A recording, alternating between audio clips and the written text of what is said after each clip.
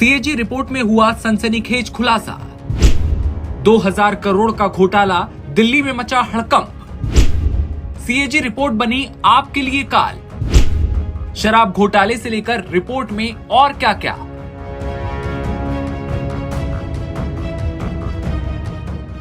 दिल्ली विधानसभा के दूसरे दिन सीएम रेखा गुप्ता ने शराब नीति से जुड़ी सीएजी रिपोर्ट पेश की। इस रिपोर्ट में ऐसे खुलासे हुए हैं जिससे आम आदमी पार्टी की नींदें उड़ गई हैं। सीएजी रिपोर्ट में ये सामने आया कि आम आदमी पार्टी की तत्कालीन सरकार ने नई शराब नीति में कई तरह की गड़बड़ियां की, जिसके चलते दिल्ली सरकार को करीब 2002.68 करोड़ रुपए का घाटा हुआ।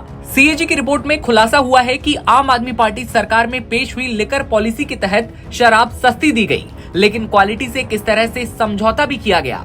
बताया जा रहा है कि सीएजी रिपोर्ट के सामने आने के बाद दिल्ली के पूर्व सीएम अरविंद केजरीवाल, मनीष सिसोदिया समेत आम आदमी पार्टी के कई नेताओं की मुश्किलें बढ़ सकती हैं।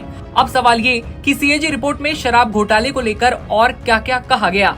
रिपोर्ट में खुलासा हुआ है कि दिल्ली सरकार को 2021-2022 की आबकारी नीति की वजह से 2000 करोड़ रुपए से ज्यादा का नुकसान हुआ। इसके लिए कमजोर नीतिगत ढांचे से लेकर आबकारी नीति के कार्यान्वयन में गलती समेत कई कारण जिम्मेदार थे। ये भी सामने आया कि गैर अनुपालन क्षेत्रों में शराब की दुकानें न खोलने से 941.53 करोड़ रुपए का नुकसान हुआ।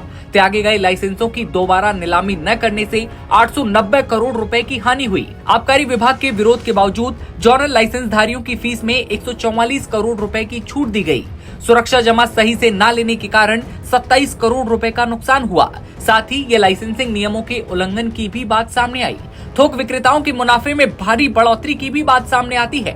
थोक विक्रेताओं का मार्जिन 5% से बढ़ाकर 12% किया गया, ये कहकर कि गुणवत्ता नियंत्रण प्रयोगशालाएं बनाई जाएंगी। सीएजी रिपोर्ट में मोनोपोली और ब्रांड प्रमोशन को बढ़ावे देने की भी बात आई।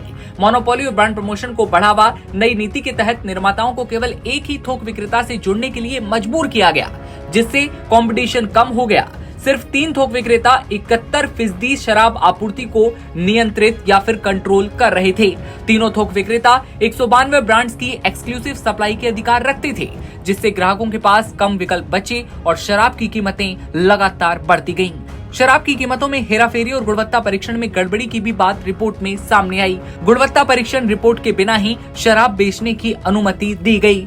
सीएजी रिपोर्ट में कई खुलासों में एक बात ये भी सामने आई कि नीति का उल्लंघन करने वालों पर कोई कार्रवाई नहीं हुई। आम आदमी पार्टी की सरकार ने आबकारी कानूनों का उल्लंघन करने वाले लाइसेंस धारियों पर कोई दंड नहीं लगाया।